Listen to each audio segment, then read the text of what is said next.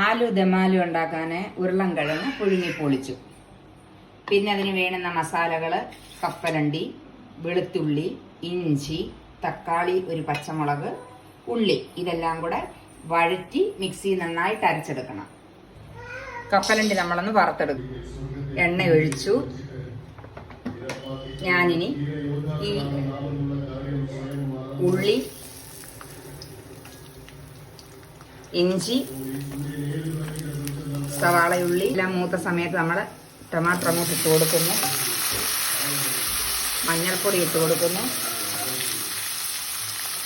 മല്ലിപ്പൊടി ഇട്ട് കൊടുക്കുന്നു. മുളക് പൊടി ഇട്ട് കൊടുക്കുന്നു. ഒരു ലേശം ഗരം മസാല കൂടെ അങ്ങോട്ട് ഇട്ട് കൊടുത്ത് ഒന്ന് വഴറ്റി കോരി വാങ്ങി ഇനി എടുത്തിട്ട് എണ്ണ ചൂടായി കടുക് ഇടുന്നു, മുളകിടുന്നു. ഈ വറുത്തരച്ച മസാല നമ്മളിതിലേക്ക് ഇടുന്നു.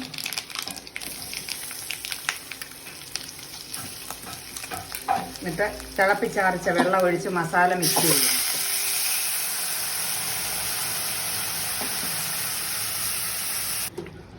അങ്ങനെ ഈ കുറുകിയ നല്ല ഗ്രേവിയിലേക്ക് നമ്മൾ ഉരുളൻകിഴങ്ങ് പുഴുങ്ങിയത് ഇടുന്നു. ഇതാ നല്ല മാതിരി മസാലയൊക്കെ പിടിച്ചിട്ട് കണ്ടോ ഉരുളൻകിഴങ്ങ് കണ്ടോ.